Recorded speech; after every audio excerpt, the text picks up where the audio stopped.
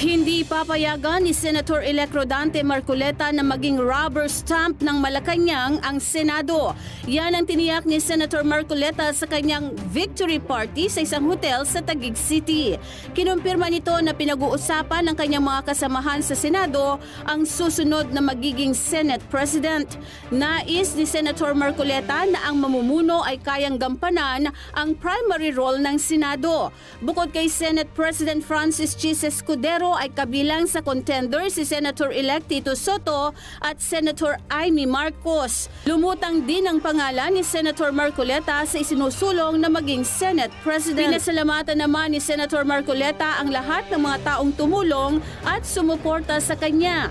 Maliit man o malaki ang naging ambag sa kanyang kampanya.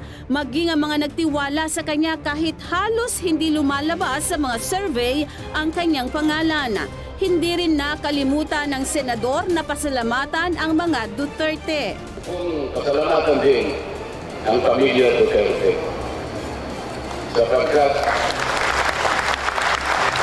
sila po